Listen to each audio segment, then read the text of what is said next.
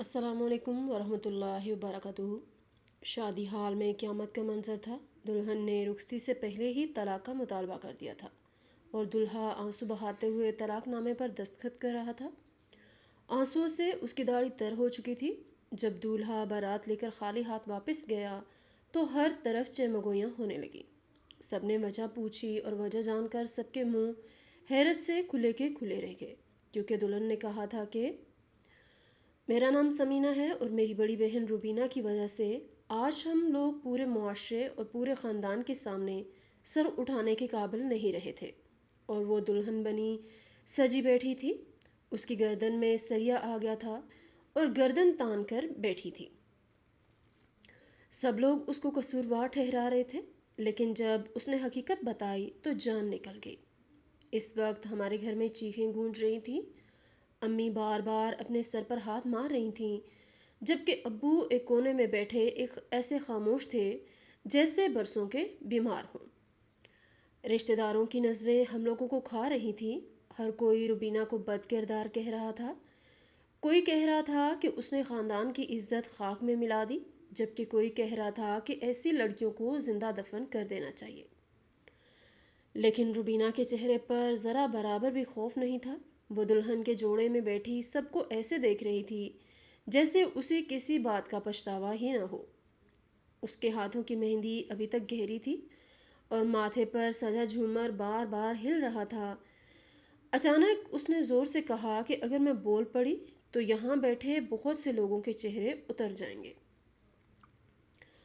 پورا کمرہ خاموش ہو گیا۔ ہر ایک کی نظریں روبینہ کے چہرے پر جم گئیں۔ مجھے یاد ہے اس وقت میرا دل اتنی زور سے دھڑک رہا تھا کہ سانس لینا مشکل ہو رہا تھا۔ پھر روبینہ نے اپنے کانوں سے جھمکے اتارے اور زمین پر پھینکتے ہوئے کہا کہ میں نے کوئی گناہ نہیں کیا، بلکہ میرے ساتھ ظلم ہوا ہے۔ یہ سنتے ہی سب لوگ ایک دوسرے کا منہ دیکھنے لگے۔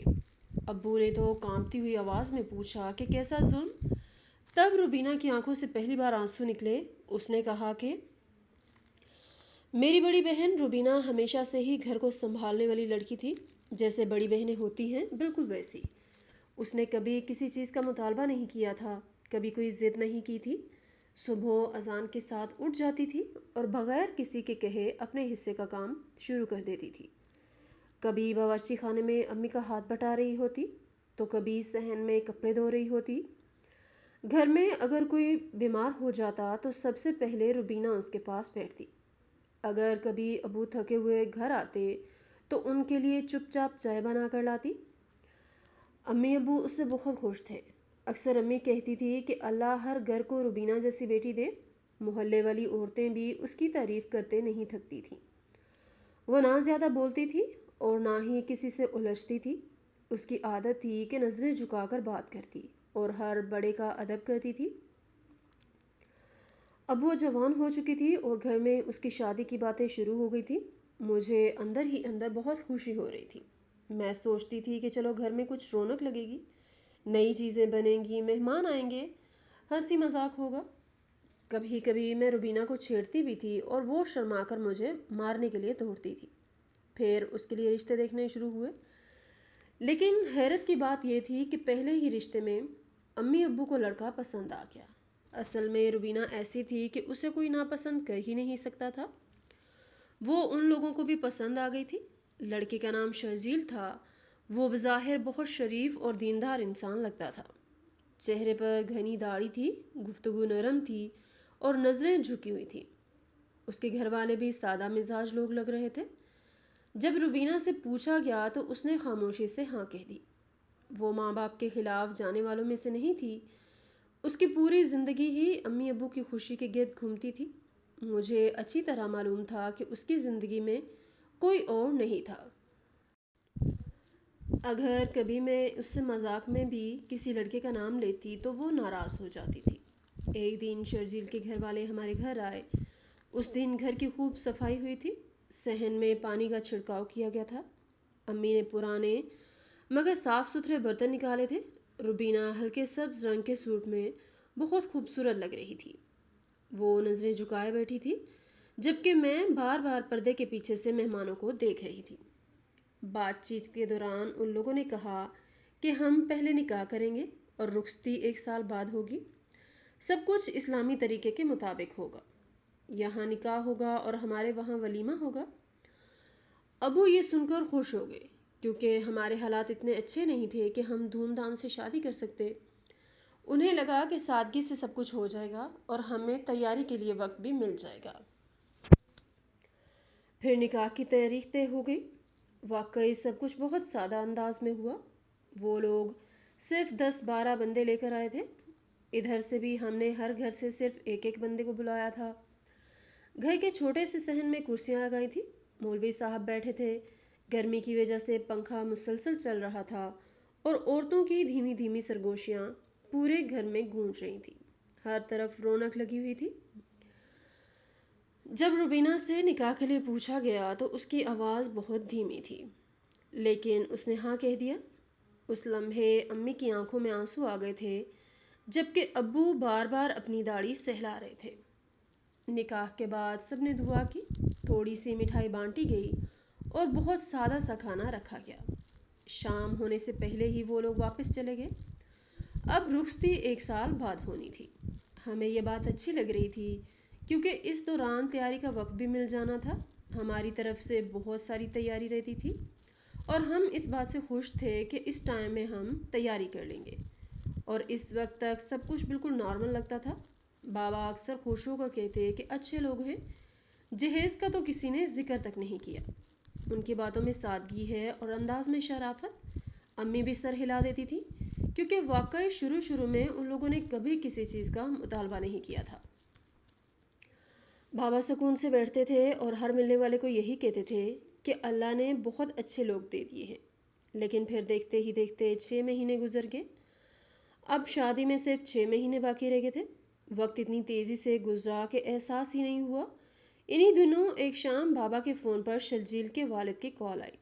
بابا آرام سے چارپائی پر بیٹھے بات سن رہے تھے. شروع میں تو عام باتیں ہوتی رہیں لیکن پھر اچانک انہوں نے کہا کہ ایک بات یاد رکھیں، جہیز میں جو فرج لینا ہے نا، وہ ڈالر کمپنی کا مت لیجیے گا، وہ اچھے نہیں ہوتے. بابا چند لمحے خاموش رہے. شاید انہیں سمجھ نہیں آیا تھا کہ وہ کیا جواب دیں. پھر دوسری طرف سے آواز آئی کہ اور ہاں، میڈیم سائز کا مت لیجیے گا، لارج سائز والا ہی اچھا رہتا ہے. بابا نے فون بند کیا تو ان کے چہرے کا سکون غائب تھا. وہ کافی دیر خاموش بیٹھے رہے. امی نے پوچھا کیا ہوا تو بابا نے دھیرے سے بولا کہ لگتا ہے ان لوگوں نے دل میں بہت سی امیدیں لگا رکھی ہیں. انہوں نے تو شروع میں کہا تھا کہ ہمیں کچھ نہیں چاہیے. امی بھی پریشان ہو گئی. انہوں نے کہا کہ بات تو کرنی پڑے گی.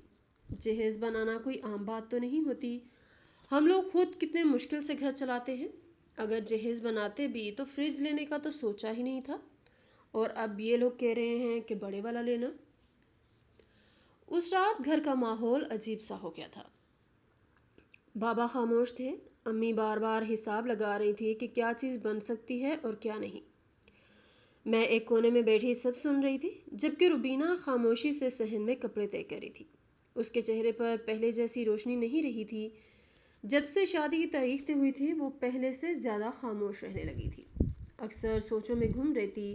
سب یہی کہتے تھے کہ گھر چھوڑنے کی فکر ہوگی. اس نے پورا گھر سنبھالا ہوا تھا اس لیے شاید جدائی کا خیال اسے پریشان کرتا ہوگا. لیکن مجھے کبھی کبھی کچھ عجیب لگتا تھا. وہ پہلے جیسی نہیں رہی تھی. اس کی ہنسی کم ہو گئی تھی اور آنکھوں کے نیچے ہلکے پڑ گئے تھے. میں نے 2-3 بار اسے پوچھا بھی کہ کوئی بات ہے کیا، لیکن وہ ہمیشہ یہی کہتی کہ سب ٹھیک ہے. ایک دن امی نے کہا کہ ان لوگوں کو دعوت پر بلا لیتے ہیں. اتوار کا دن رکھا گیا. گھر میں صبح سے ہی تیاری شروع ہو گئی. امی باورچی خانے میں لگی ہوئی تھی جبکہ میں اور روبینہ صفائی کر رہے تھے. دوپہر کے وقت وہ لوگ آ گئے. ہمیشہ کی طرح شرجیل نہیں آیا تھا. ان کے ہاں یہی اصول تھا کہ رخصتی سے پہلے لڑکا لڑکی کے سامنے نہیں آتا. سب لوگ یہی کہتے تھے کہ شرجیل بہت دیندار انسان ہے اور ایسی باتوں کا بہت خیال رکھتا ہے. مہمان بیٹھے ہوئے تھے. چائے اور کھانا چل رہا تھا. باتوں باتوں میں بابا نے ہمت کر کے کہا کہ دراصل ہمیں سمجھ نہیں آ رہی کہ جہیز میں کیا کیا چیزیں لینی چاہیے کیونکہ آپ لوگوں نے شروع میں تو کچھ بتایا ہی نہیں تھا. یہ سنتے ہی شرجیل کی والدہ مسکرانے لگیں، جبکہ اس کے والد نے بڑی نرمی سے کہا کہ ہم نے تو پہلے ہی کہا تھا کہ شادی اسلامی طریقے سے ہوگی۔ ہمارے نبی صلی اللہ علیہ وسلم نے بھی اپنی بیٹی کو جہیز دیا تھا۔ اس زمانے میں جو چیزیں گھروں میں استعمال ہوتی تھی وہی دی گئی تھی، تو یہ تو سنت ہوئی نا، آپ لوگوں کو بھی اس پر عمل کرنا چاہیے۔ بابا فوراً خاموش ہو گئے، شاید وہ بحث نہیں کرنا چاہتے تھے۔ امی نے بھی سر جھکا لیا، لیکن نہ جانے کیوں اس وقت مجھے ان کی بات عجیب لگی۔ وہ ہر بات کو دین کے پردے میں کہہ دیتے تھے اور سامنے والا خاموش ہو جاتا تھا۔ کوئی یہ نہیں کہہ سکتا تھا کہ آپ غلط بات کر رہے ہیں۔ بابا نے ماحول بدلنے کے لیے کہا کہ اصل میں ہمیں سمجھ نہیں آ رہی کہ کیا کیا لینا چاہیے۔ یہ سن کر شرجیل کے والد بولے کہ آپ فکر نہ کریں، ہم آپ کو لسٹ بنا دیتے ہیں تاکہ آپ لوگوں کو آسانی رہے۔ ہمیں لگا شاید چند ضروری چیزوں کے نام لکھ دیں گے، لیکن جب انہوں نے واقعی لسٹ بنا کر دی تو ہمارے ہوش اڑ گئے۔ لسٹ بہت لمبی تھی، اس میں فریج تھا، واشنگ مشین تھی، اے سی تھا، قیمتی فرنیچر تھا، برتنوں کے پورے سیٹ تھے، اور نہ جانے کیا کیا چیزیں لکھی ہوئی تھیں۔ وہ لوگ تو کھانا کھا کر آرام سے چلے گئے، لیکن ہم سب وہ لسٹ ہاتھ میں پکڑے ایک دوسرے کا منہ دیکھ رہے تھے۔ گھر میں ایسی خاموشی تھی جیسے کوئی بہت بڑی مصیبت آ گئی ہو۔ بابا اس رات بہت دیر تک جاگتے رہے، کبھی وہ لسٹ کو دیکھتے اور کبھی خاموشی سے چھت کی طرف گھورنے لگتے۔ ان کے چہرے پر ایسی پریشانی تھی جو میں نے پہلے کبھی نہیں دیکھی تھی۔ رات کافی ہو چکی تھی، گھر کے باقی لوگ سو گئے تھے، لیکن بابا کے کمرے کی لائٹ جل رہی تھی۔ میں پانی پینے اٹھی تو دیکھا کہ وہ چارپائی پر بیٹھے ہوئے تھے اور ان کے ہاتھ میں وہی لمبی چوڑی لسٹ تھی۔ انہوں نے دھیرے سے کہا کہ اب کیا کریں؟ یہ سارا سامان اگر لیا تو کم سے کم بھی 10-12 لاکھ روپے کا بنے گا۔ صرف سامان ہی اتنے کا ہے، ابھی رخصتی کا کھانا الگ ہے، رسمیں الگ ہیں، لوگوں کی باتیں الگ ہیں، اتنے پیسے کہاں سے آئیں گے؟ امی بھی ان کے پاس بیٹھی تھی، ان کے چہرے پر فکر صاف نظر آ رہی تھی، لیکن وہ پھر بھی بابا کو تسلی دینے کی کوشش کر رہی تھی۔ انہوں نے کہا کہ آپ ایک کام کریں، آپ شرجیل بیٹے سے بات کریں، ہو سکتا ہے وہ کوئی حل نکال دے۔ بابا نے تھکے ہوئے انداز میں کہا کہ اس سے کیسے بات کروں؟ جب اس کے اپنے گھر والے یہ لسٹ پکڑا کر گئے ہیں تو وہ کیا کہے گا؟ امی نے نرمی سے کہا کہ وہ بھی تو ہمارے گھر کا بیٹا ہے نا، نکاح ہو چکا ہے، یوں تو شادی ہو ہی گئی ہے، صرف رخصتی رہ گئی ہے، ہو سکتا ہے اسے اندازہ نہ ہو کہ ہمارے حالات کیا ہیں۔ آپ بات کریں گے تو شاید سمجھ جائے۔ پھر امی نے یاد دلایا کہ 1 سال کی مہلت بھی انہی لوگوں نے مانگی تھی۔ انہوں نے کہا تھا کہ گھر میں کچھ کام کروانا ہے، اس لیے رخصتی بعد میں کریں گے۔ امی یہی سوچ رہی تھیں کہ شاید اتنا وقت دینے والے لوگ کچھ نرمی بھی دکھائیں گے۔ اگلے دن بابا نے شرجیل کو اپنی دکان پر بلایا۔ صبح سے ہی بابا عجیب خاموش تھے، وہ جلدی تیار ہو کر دکان پر چلے گئے تھے۔ پورا دن امی بار بار دعا کرتی رہیں کہ یا اللہ خیر ہو۔ میں بھی دل میں یہ سوچ رہی تھی کہ شرجیل شاید واقعی اچھا انسان ہو اور وہ اپنے گھر والوں کو سمجھا لے۔ شام کے وقت بابا واپس آئے، میں نے جیسے ہی ان کے ہاتھ میں وہی لسٹ دیکھی تو میرا دل بیٹھ گیا۔ ان کے چہرے پر پہلے سے بھی زیادہ تھکن تھی، ایسا لگ رہا تھا جیسے وہ کئی سال بوڑھے ہو گئے ہوں۔ امی فوراً ان کے پاس گئیں اور پوچھا کہ شرجیل سے بات نہیں ہوئی کیا؟ بابا نے جوتے اتارے، دھیرے سے کہا کہ ہوئی تھی بات، لیکن وہ بھی وہی کہہ رہا تھا جو اس کے ماں باپ کہہ رہے تھے۔ کہنے لگا یہ تو پہلے سے طے شدہ بات تھی، ہم نے کوئی الگ مطالبہ تو نہیں کیا۔ یہ کہتے ہوئے بابا نے وہ لسٹ امی کے ہاتھ میں دے دی، پھر میری طرف دیکھ کر بولے کہ دیکھو بیٹا، اس نے کیا کیا بدلا ہے۔ میں نے لسٹ پکڑی اور غور سے دیکھنے لگی، واقعی کچھ چیزیں کم کی گئی تھیں۔ بڑے فریج کی جگہ چھوٹا فریج لکھا تھا، اے سی کی جگہ ایئر کولر کر دیا گیا تھا، 10 بستروں کی جگہ 7 بستر کر دیے گئے تھے، 8 چارپائیوں کی جگہ 6 لکھی ہوئی تھی، کچھ برتن کم کیے گئے تھے اور کچھ چیزوں کے نام کاٹ دیے گئے تھے۔ لیکن یہ کمی صرف لکھنے میں لگ رہی تھی، حقیقت میں سامان اب بھی بہت زیادہ تھا۔ بازار کے ریٹ ویسے ہی آسمان کو چھو رہے تھے، ہر چیز مہنگی ہو چکی تھی، ایک ایک چیز ہزاروں میں تھی۔ میں لسٹ دیکھتی جا رہی تھی اور میرے دل میں خوف بڑھتا جا رہا تھا۔ بابا نے بے بسی سے کہا کہ اب کس کو کہوں، کس سے مدد مانگوں؟ پھر خود ہی خاموش ہو گئی۔ شاید انہیں معلوم تھا کہ ہمارے پاس ایسا کوئی نہیں تھا جو اتنے پیسے دے سکتا۔ اس رات گھر میں عجیب خاموشی تھی۔ روبینہ اپنے کمرے میں بیٹھی کپڑوں پر لیس لگا رہی تھی، جبکہ باہر بیٹھے امی ابو اپنی زندگی کی جمع پونجی کا حساب لگا رہے تھے۔ امی بار بار کہہ رہی تھی کہ کسی نہ کسی طرح یہ معاملہ ختم ہو جانا چاہیے، اب نکاح ہو چکا ہے، اگر بات خراب ہوئی تو لوگ سو سوال کریں گے۔ پھر اچانک امی اٹھیں اور اپنی الماری کھول کر ایک چھوٹا سا ڈبہ لے آئیں۔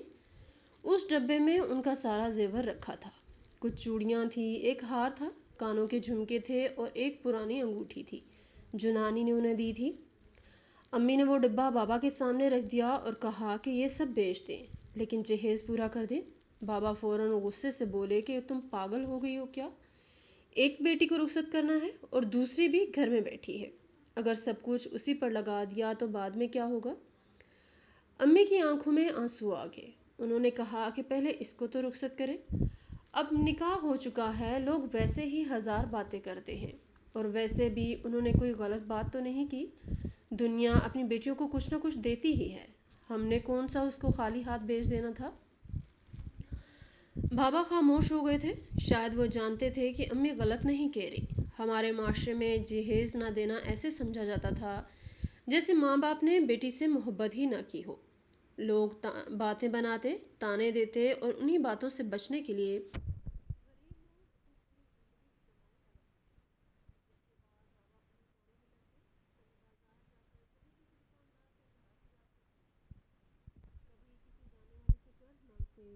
شام کو تھکے ہارے واپس آتے تو ان کے کپڑوں سے پسینے کی بو آ رہی ہوتی، لیکن پھر بھی اگلی صبح دوبارہ نکل جاتے۔ وقت بہت کم رہ گیا تھا اور کام بہت زیادہ تھے۔ ہمارے گھر میں کوئی بھائی نہیں تھا جو بابا کا ہاتھ بٹا سکتا۔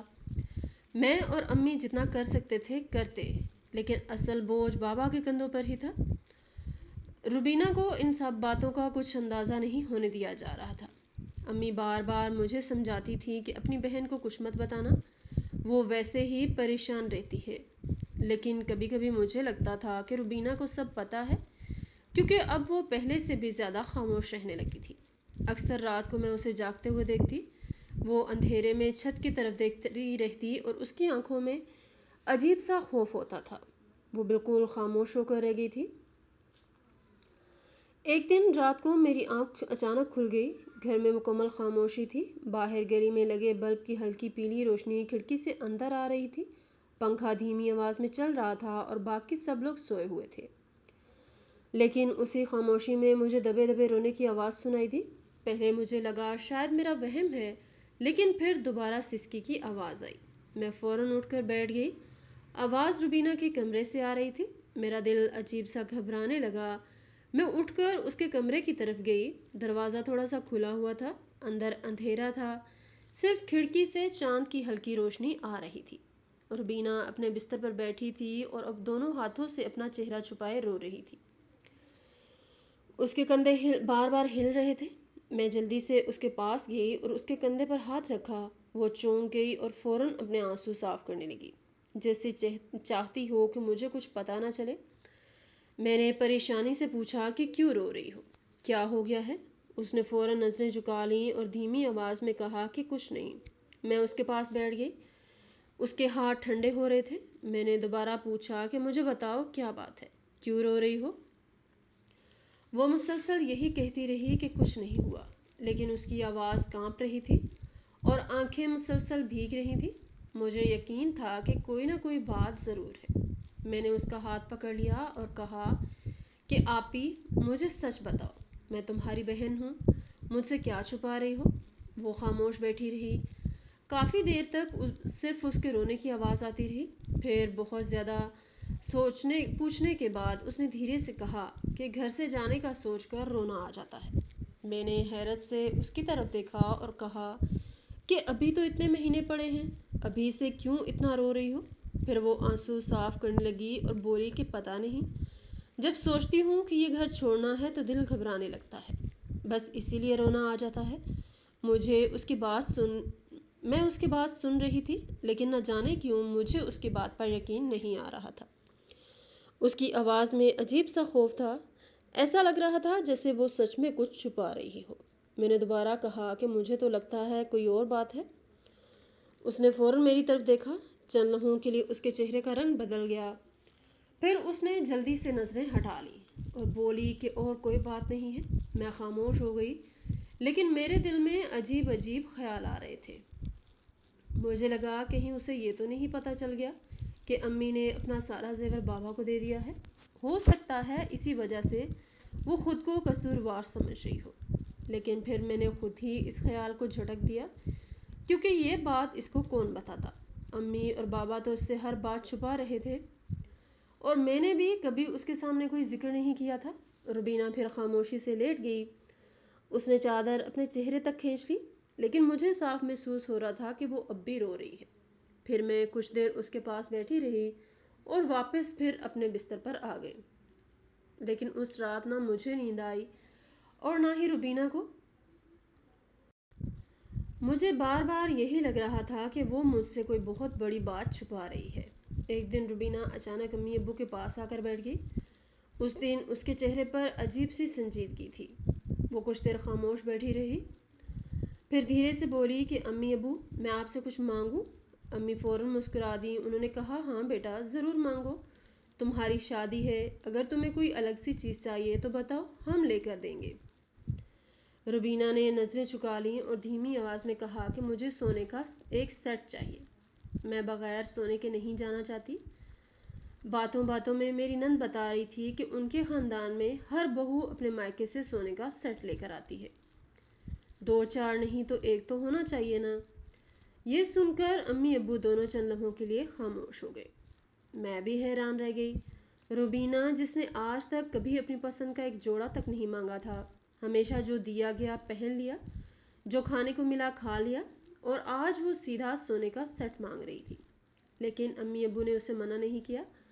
बाबा ने मुस्कुराकर कहा कि ठीक है बेटा, बनवा देंगे।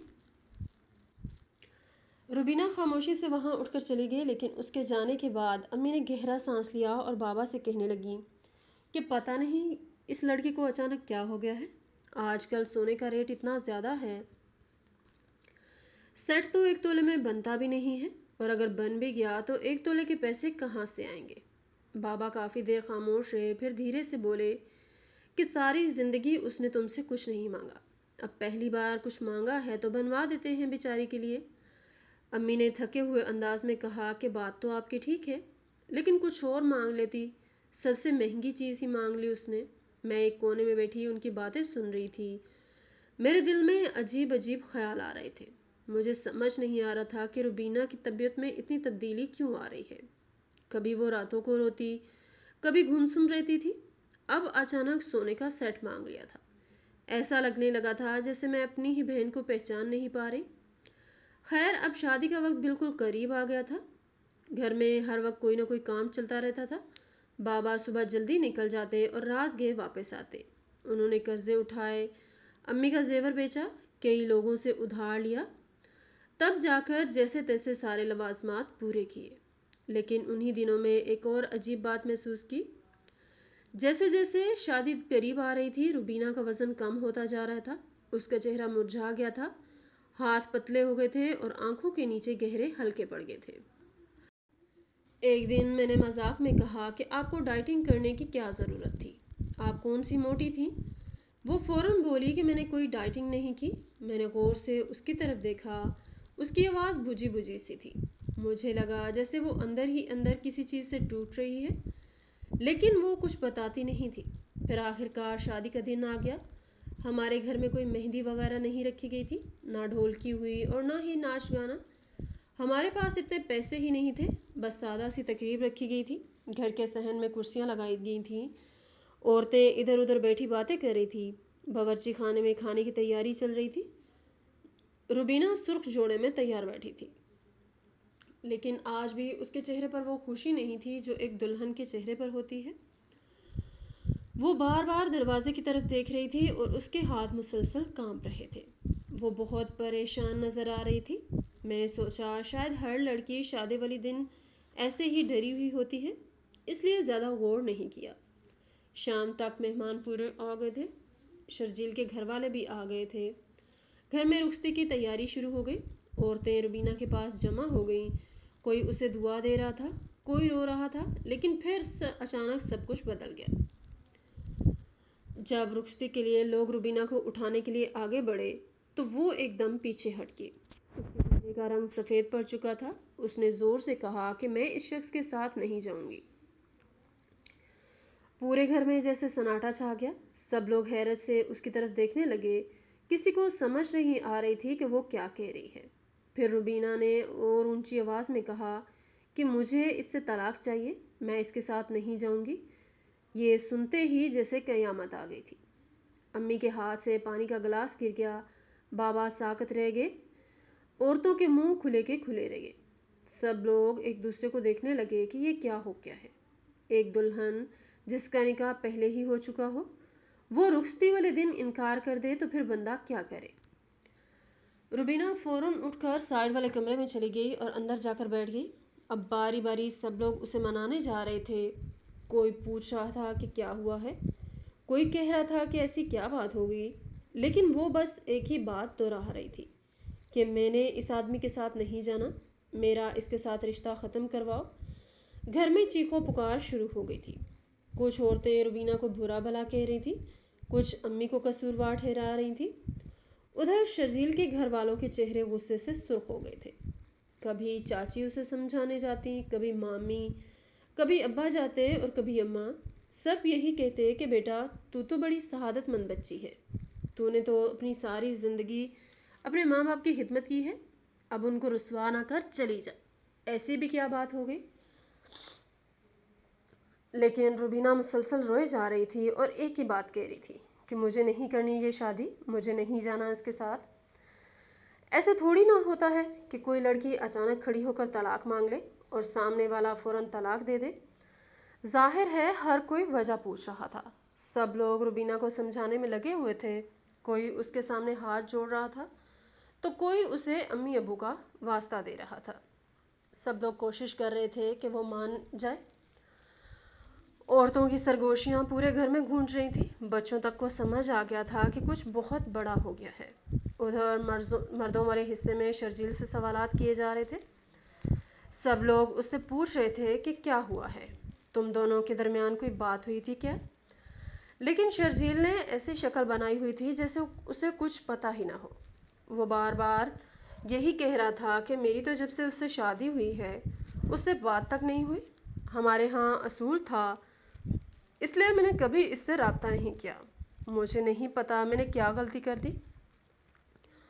وہ اتنی مظلوم شکل بنا رہا تھا کہ کچھ لوگ واقعی اس کی باتوں پر یقین کرنے لگے تھے۔ اس کی آواز بھاری ہو رہی تھی اور وہ بار بار آنکھیں صاف کر رہا تھا۔ ادھر روبینہ مسلسل ایک ہی بات دہرا رہی تھی کہ مجھے اس سے طلاق چاہیے۔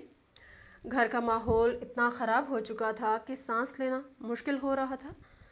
امی بار بار بے ہوش ہونے کے قریب ہو رہی تھیں۔ خالائیں اور پھپھیاں انہیں سنبھال لے رہی تھیں۔ بابا کا چہرہ غصے اور بے بسی سے سرخ ہو چکا تھا۔ ان کی ساری عزت پورے خاندان کے سامنے خاک میں مل رہی تھی اور وہ کچھ سمجھ نہیں پا رہے تھے کہ کیا کریں۔ پھر اچانک روبینہ نے ایسا جملہ بول دیا جس نے سب کو ہلا کر رکھ دیا۔ وہ زور زور سے روتے ہوئے بولی کہ اگر اس آدمی سے میری طلاق نہیں کروائی تو میں اپنی جان لے لوں گی، میں اپنی زندگی ختم کر لوں گی۔ یہ سنتے ہی پورا گھر ساکت ہو گیا۔ امی چیخ مار کر رو پڑی۔ میں خوف سے کانپنے لگی۔ روبینہ کی حالت ایسی تھی کہ واقعی ایسا لگ رہا تھا وہ کچھ بھی کر سکتی ہے۔ اس کی آنکھیں سرخ ہو چکی تھیں، ہاتھ کانپ رہے تھے، سانس پھول رہی تھی اور وہ دیوار کے ساتھ لگ کر کھڑی تھی جیسے اب گر جائے گی۔ کچھ عورتیں اسے پکڑ کر بٹھانے لگیں، کوئی اس کے سر پر پانی ڈال رہا تھا، لیکن وہ مسلسل یہی کہہ رہی تھی کہ مجھے اس آدمی کے ساتھ نہیں جانا، مجھے طلاق چاہیے۔ اب پہلی بار بابا آگے بڑھے۔ اب تک وہ بالکل خاموش تھے، شاید وہ حالات کو سنبھالنے کی کوشش کر رہے تھے، لیکن اس لمحے ان کے چہرے پر عجیب سا فیصلہ نظر آ رہا تھا۔ انہوں نے سب کی طرف دیکھا اور پھر مضبوط آواز میں کہا کہ بس جو میری بیٹی کہہ رہی ہے وہی ہوگا۔ پورا کمرہ خاموش ہو گیا۔ پھر بابا نے سیدھا شرجیل کی طرف دیکھا اور کہا کہ تم ابھی طلاق دو اور معاملہ ختم کرو اور یہاں سے چلے جاؤ۔ یہ سنتے ہی شرجیل کے گھر والے بھڑک اٹھے۔ کوئی کہنے لگا کہ یہ کیا مذاق ہے، کوئی کہہ رہا تھا کہ ہماری بےعزتی کر دی، لیکن بابا شاید اب ٹوٹ چکے تھے۔ انہوں نے کسی کی ایک نہ سنی۔ فوراً کسی کو مولوی صاحب کو بلانے کے لیے بھیجا گیا۔ چند ہی دیر میں مولوی صاحب آ گئے۔ پورے گھر میں ایسا سناٹا تھا جیسے کسی کی موت ہو گئی ہو۔ عورتیں چپ تھیں، مرد چپ تھے، صرف روبینہ کی سسکیوں کی آواز آ رہی تھی۔ شرجیل ایک کونے میں بیٹھا تھا۔ اس کے چہرے پر عجیب سی مظلومیت تھی۔ جب اس کے سامنے کاغذ رکھا گیا تو اس کے ہاتھ کانپنے لگے۔ وہ واقعی رو رہا تھا اور اتنا رو رہا تھا کہ اس کی داڑھی تک بھیگ چکی تھی۔ وہ بار بار کہہ رہا تھا کہ میں نے کچھ نہیں کیا، مجھے سمجھ نہیں آ رہی میرے ساتھ یہ کیوں ہو رہا ہے۔ کچھ لوگ اسے تسلی دے رہے تھے، کچھ لوگ روبینہ کو کوس رہے تھے۔ سب کی نظریں بدل چکی تھیں۔ پھر شرجیل نے طلاق لکھ دی۔ وہ لمحہ ایسا تھا جیسے پورے گھر پر قیامت ٹوٹ پڑی ہو۔ امی وہیں بیٹھ کر رونے لگیں۔ بابا نے چہرہ دوسری طرف پھیر لیا۔ میں ساکت کھڑی تھی۔ مجھے یقین ہی نہیں آ رہا تھا کہ یہ سب حقیقت میں ہو رہا ہے۔ پھر وہ وقت آ گیا جب بارات واپس چلی گئی، لیکن یہ وہ بارات نہیں تھی جو خوشی سے واپس جا رہی ہو۔ وہ لوگ خالی ہاتھ جا رہے تھے۔ نہ جہیز ملا، نہ سونے کا سیٹ، نہ اور کوئی سامان، یہاں تک کہ کھانا تک کھائے بغیر اٹھ کر چلے گئے۔ اور سچ پوچھے تو ایسے حالات میں کوئی کھانا کھاتا بھی کیسے؟ ان کے چہروں پر ذلت اور غصہ صاف نظر آ رہا تھا۔ عورتیں جاتے جاتے تنزیہ نظروں سے ہماری طرف دیکھ رہی تھیں۔ کچھ مرد غصے میں بڑبڑا رہے تھے۔ شرجیل سر جھکائے خاموشی سے باہر نکل گیا۔ اس کی بھیگی ہوئی داڑھی اور روتا ہوا چہرہ لوگوں کو مزید اس کے حق میں کر رہا تھا۔ جب بارات گھر سے نکل گئی تو ایسا لگا جیسے پورا گھر خالی ہو گیا، لیکن اصل طوفان تو اب شروع ہوا تھا۔ رشتہ دار آپس میں چیمگوئیاں کرنے لگے۔ ہر طرف صرف ایک ہی بات ہو رہی تھی کہ آخر ایسا کیا ہوا ہے۔ کوئی کہہ رہا تھا کہ ضرور اس لڑکی کو کوئی اور پسند آ گیا ہوگا، ورنہ کوئی لڑکی اپنی رخصتی والے دن ایسا نہیں کرتی۔ کوئی کہہ رہا تھا کہ اس کا دماغ خراب ہو گیا ہے۔ کچھ عورتیں تو سیدھا روبینہ کے کردار پر انگلی اٹھا رہی تھیں۔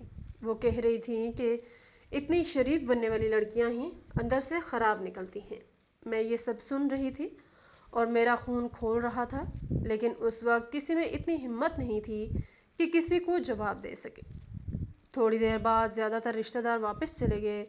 صرف قریبی خالہ اور پھپھو رہ گئی۔ گھر کا ماحول اب بھی بوجھل تھا۔ فرش پر جگہ جگہ برتن پڑے تھے، کرسیاں ادھر ادھر تھیں۔ کھانا ویسے ہی رکھا تھا، لیکن کسی میں ہمت نہیں تھی کہ کچھ کھا سکے۔ اور اب ہم سب صرف روبینہ کی طرف دیکھ رہے تھے۔ وہ ابھی بھی اسی کمرے میں بیٹھی تھی۔ اس کا دلہن والا دوپٹہ ایک طرف سرک چکا تھا، کاجل پھیل گیا تھا، چہرہ آنسو سے بھیگا ہوا تھا۔ لیکن اب ہر ایک کے ذہن میں صرف ایک ہی سوال تھا، آخر بات کیا ہے؟ بالآخر جب امی اور ابو بھی رونے لگے تو روبینہ نے خاموشی توڑی۔ اب تک وہ مسلسل خاموش بیٹھی تھی، لیکن شاید وہ بھی اندر سے ٹوٹ چکی تھی۔ اس کے ہاتھ بری طرح کانپ رہے تھے، آنکھیں سوج چکی تھیں اور آواز بار بار بھر آ رہی تھی۔ اس نے دھیرے سے کہنا شروع کیا کہ جب نکاح ہوا تھا تو 2 دن بعد میری نند نے مجھے شرجیل کا نمبر بھیجا تھا۔ میں نے زیادہ دھیان نہیں دیا کیونکہ مجھے لگا شوہر ہے، بات کرنا چاہتا ہو، لیکن اسی رات اس کا میسج آ گیا۔ روبینہ کچھ لمحے خاموش ہوئی، پھر بولی کہ پہلے پہل وہ بہت اچھے انداز میں بات کرتا تھا، مجھے لگتا تھا کہ واقعی اچھا انسان ہے، لیکن پھر اس کا رویہ بدلنے لگا۔ وہ بات بات پر ناراض ہونے لگا۔ کبھی کہتا کہ تم نے مجھے فوراً جواب کیوں نہیں دیا، کبھی کہتا تم مجھ سے محبت نہیں کرتی، کبھی بلا وجہ لڑائی شروع کر دیتا۔ ہم سب خاموشی سے اس کی بات سن رہے تھے۔ کمرے میں اتنا سناٹا تھا کہ صرف روبینہ کی بھاری آواز سنائی دے رہی تھی۔ وہ بولی کہ پہلے تو میں یہی سمجھتی رہی کہ شاید ہر مرد ایسا ہی ہوتا ہے، کبھی غصہ کبھی ناراضی، لیکن پھر وہ مجھے کنٹرول کرنے لگا۔ کہتا ادھر مت جانا، فلاں رشتہ دار کے گھر مت بیٹھنا، فون دیر سے کیوں اٹھایا، باہر کیوں گئی تھی، کس سے بات کری تھی۔ روبینہ کے آنسو مسلسل گر رہے تھے۔ اس کی کانپتی ہوئی آواز میں کہا کہ وہ ہر وقت مجھے خوف میں رکھتا تھا۔ کبھی کہتا مجھے مناؤ، کبھی کئی گھنٹے غائب رہتا، پھر واپس آ کر لڑائی شروع کر دیتا۔ میں سارا وقت ڈری رہتی تھی کہ پتہ نہیں اب کس بات پر ناراض ہو جائے۔ پھر اس نے سب سے بڑی بات بتائی۔ اس نے کہا کہ جہیز والی بات بھی اسی نے شروع کروائی تھی۔ وہی کہتا تھا کہ تمہارے گھر والے جہیز کیوں نہیں بنا رہے۔ وہی مجھے بار بار بولتا تھا کہ اپنے گھر والوں سے بات کرو۔ لسٹ بھی اسی نے خود بنائی تھی، لمبی والی بھی۔ پھر بعد میں خود ہی کچھ چیزیں کم کر کے آپ لوگوں کے سامنے اچھا بننے لگا۔ بابا کا چہرہ غصے سے سرخ ہو گیا۔ امی حیرت سے روبینہ کو دیکھ رہی تھی۔ روبینہ نے کہا کہ سونے کا سیٹ بھی اسی نے لانے کے لیے کہا تھا۔ اس نے کہا تھا کہ ہمارے خاندان میں بہویں سونا لے کر آتی ہیں، اگر تم خالی ہاتھ آئیں تو میری بےعزتی ہوگی۔ مجھے اس وقت اپنی بہن پر اتنا ترس آ رہا تھا کہ میرا دل پھٹ رہا تھا۔ وہ 1 سال تک یہ سب کچھ اکیلے برداشت کرتی رہی تھی اور ہمیں کچھ پتہ ہی نہیں تھا۔ پھر روبینہ نے وہ بات بتائی جس نے سب کو ہلا کر رکھ دیا۔ اس نے روتے ہوئے کہا کہ میں نے یہ سوچ کر اس کو اپنی کچھ تصویریں بھیجی تھیں کہ چلو میرا شوہر ہے، ہمارا نکاح ہو چکا ہے۔ مجھے کیا پتا تھا کہ وہ انہی تصویروں سے مجھے بلیک میل کرے گا۔ یہ سنتے ہی امی کے منہ سے زور کی چیخ نکلی۔ بابا کی مٹھیاں بند ہو گئی۔ روبینہ بولی کہ اس نے مجھے دھمکی دی تھی کہ اگر تم نے شادی کے 1 مہینے بعد اپنے ماں باپ سے 10 لاکھ روپے کا مطالبہ نہیں کیا اور اپنے حصے کا مطالبہ نہیں کیا تو میں تمہاری تصویریں وائرل کر دوں گا۔ اس نے کہا تھا کہ میری عزت گئی بھاڑ میں، لیکن میں تمہیں بھی نہیں چھوڑوں گا۔ کمرے میں بیٹھے سب لوگ ساکت ہو گئے تھے۔ میرے جسم میں غصے سے کپکپی شروع ہو گئی تھی۔ مجھے یقین ہی نہیں آ رہا تھا کہ وہ شخص جو سب کے سامنے اتنا شریف بنتا تھا، وہ اندر سے اتنا گرا ہوا انسان نکلے گا۔ روبینہ مسلسل بولے جا رہی تھی۔ شاید وہ 1 سال کا درد ایک ہی بار میں نکال دینا چاہتی تھی۔ اس نے کہا کہ مجھے تو ایسا لگتا ہے وہ نفسیاتی تھا۔ کبھی بہت پیار سے بات کرتا، پھر اچانک گالیاں دینے لگتا، کبھی کہتا تم میری زندگی ہو، پھر اگلے ہی لمحے دھمکیاں دینے لگتا۔ ایسی باتیں کرتا تھا کہ میں گھبرا جاتی تھی۔ میں ہر وقت ڈر کے سائے میں رہتی تھی۔ اس نے روتے ہوئے کہا کہ میں نے کئی بار سوچا تھا کہ میں آپ لوگوں کو سب کچھ بتا دوں، لیکن ہمت نہیں ہوئی۔ مجھے لگتا تھا اگر میں نے کچھ کہا تو آپ لوگ ٹوٹ جائیں گے۔ پھر مجھے یہی سکھایا تھا کہ شوہر کی ہر بات برداشت کرو۔ میں ڈرتی رہی، خاموش رہی اور بات یہاں تک پہنچ گئی۔ پھر اس نے بابا کی طرف دیکھ کر کہا کہ امی ابو، آپ نے کبھی میرے اندر ہمت پیدا ہی نہیں ہونے دی، بس مجھے ہمیشہ کچن اور گھر میں رکھا، مجھے کبھی اپنی مرضی سے فیصلے کرنا نہیں سکھائے، اس لیے اپنی زندگی کا اتنا بڑا فیصلہ کرنے میں مجھے اتنا وقت لگ گیا کہ بات شادی والے دن تک پہنچ گئی، نہیں تو میں پہلے ہی آپ لوگوں کو بتا دیتی۔ یہ سن کر امی پھوٹ پھوٹ کر رونے لگی۔ ابا نے بھی نظریں جھکا لی۔ شاید پہلی بار انہیں احساس ہوا تھا کہ ایک فرمانبردار بیٹی ہمیشہ مضبوط نہیں ہوتی، کبھی کبھی وہ صرف ڈری ہوئی ہوتی ہے۔ روبینہ نے کہا کہ شاید میں اس انسان کے ساتھ شادی بھی کر لیتی اور اس کے ساتھ چلی بھی جاتی، لیکن اس کے بعد کیا ہوتا؟ میری پوری زندگی برباد ہو جاتی، میں ہر روز مرتی۔ اس لیے آخر میں نے بہت ہمت کر کے یہ قدم اٹھایا۔ یہ سنتے ہی خالہ نے اٹھ کر روبینہ کو گلے لگا لیا۔ پھپھو بھی رونے لگی۔ چاچی جو کچھ دیر پہلے اسے برا بلا کہہ رہی تھی، اب اس کے سر پر ہاتھ پھیر رہی تھی۔ جب سب لوگوں کو پتہ چلا کہ شرجیل روبینہ کو بلیک میل کر رہا تھا تو ماحول یکدم بدل گیا۔ جو لوگ کچھ دیر پہلے روبینہ پر انگلی اٹھا رہے تھے، اب وہی شرجیل کو برا بھلا کہنے لگے۔ بابا غصے سے کانپ رہے تھے۔ انہوں نے کہا کہ تم نے پہلے کیوں نہیں بتایا؟ اس کو اتنی آسانی سے جانے نہیں دینا تھا۔ میں تو اس کو پولیس کے حوالے کرتا، 2-4 تھپڑ لگاتا۔ اس کی جرأت کیسی ہوئی میری بیٹی کو اتنا ذلیل کرنے کی؟ پھپھو فوراً بولی کہ بالکل ٹھیک کہہ رہے ہو، ایسے لوگوں کو چھوڑنا نہیں چاہیے۔ خالہ نے بھی غصے سے کہا کہ ہماری بیٹی کے ساتھ ایسے کرنے والا وہ ہوتا کون ہے؟ اچھا ہوا دفع ہو گیا۔ چاچی جو پہلے مسلسل روبینہ کو سمجھا رہی تھی، اب کہنے لگی کہ اللہ نے وقت پر اس لڑکی کو عقل دے دی، ورنہ پوری زندگی برباد ہو جاتی۔ مجھے بھی اتنا غصہ آ رہا تھا کہ میرا دل کر رہا تھا ابھی جاؤں اور اس شرجیل کا منہ توڑ دوں۔ میں نے روبینہ کا ہاتھ پکڑ کر کہا کہ آپی، آپ کو پہلے بتا دینا چاہیے تھا، میں کوئی چیز اٹھا کر اس کے منہ پر دے مارتی۔ اس نے میری بہن کے ساتھ یہ سب کیسے کیا؟ روبینہ پہلی بار ہلکا سا مسکرائی، لیکن اس کی آنکھوں میں ابھی بھی درد تھا۔ اس رات ہم سب اس کے ساتھ بیٹھے رہے۔ امی بار بار اسے اپنے سینے سے لگاتی رہیں، بابا اس کے سر پر ہاتھ پھیرتے رہے، اور پہلی بار مجھے لگا کہ میری بہن واقعی بہت بہادر ہے، کیونکہ ہر لڑکی میں اتنی ہمت نہیں ہوتی کہ پورے معاشرے کے سامنے کھڑے ہو کر غلط انسان کو ٹھکرا دے۔ اگلے چند دن ہمارے لیے بہت مشکل تھے۔ محلے میں باتیں ہو رہی تھی، کچھ لوگ اب بھی الٹی سیدھی باتیں کرتے تھے، لیکن اب ہمیں فرق نہیں پڑتا تھا، کیونکہ ہمیں حقیقت پتہ چل چکی تھی۔ بابا نے جہیز کا زیادہ تر سامان واپس کر دیا، کچھ چیزیں قرضے اتارنے میں بیچ دی گئیں۔ امی کا زیور تو واپس نہیں آ سکا، لیکن امی ہمیشہ یہی کہتی تھی کہ زیور دوبارہ بن جائے گا، لیکن اگر بیٹی کی زندگی خراب ہو جاتی تو وہ واپس نہیں آتی۔ وقت گزرتا گیا۔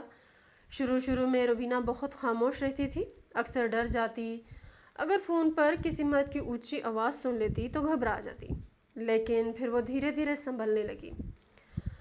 امی نے پہلی بار اسے گھر کے کاموں سے ہٹا کر اپنے لیے جینے دیا۔ بابا اسے باہر لے جانے لگے، کبھی بازار، کبھی رشتہ داروں کے گھر۔ وہ اب پہلے جیسی ڈری ہوئی لڑکی نہیں رہی تھی۔ اب اس واقعے کو 2 سال بیت چکے تھے، لیکن ابھی تک روبینہ کی شادی نہیں کرتی۔ جب بھی کوئی رشتہ آتا وہ صاف کہہ دیتی کہ مجھے شادی نہیں کرتی۔ کبھی کبھی اس کی آنکھوں میں اب بھی وہی خوف نظر آتا، جیسے اسے مردوں پر یقین نہ رہا ہو۔ لیکن بابا ہمیشہ اسے سمجھاتے، وہ کہتے ہیں کہ ہر انسان ایک جیسا نہیں ہوتا، ہر مرد شرجیل جیسا نہیں ہوتا۔ اللہ نے چاہا تو میں اپنی بیٹے کے لیے بہت اچھا رشتہ تلاش کروں گا، اور سچ کہوں تو ہمیں بھی امید ہے کہ ایک دن ضرور کوئی ایسا انسان آئے گا جو روبینہ کو عزت دے گا، اسے خوف نہیں دے گا، اسے بلیک میل نہیں کرے گا، بلکہ اسے وہ سکون دے گا جس کی وہ حقدار ہے، کیونکہ میری بہن نے پوری زندگی دوسروں کے لیے گزاری ہے۔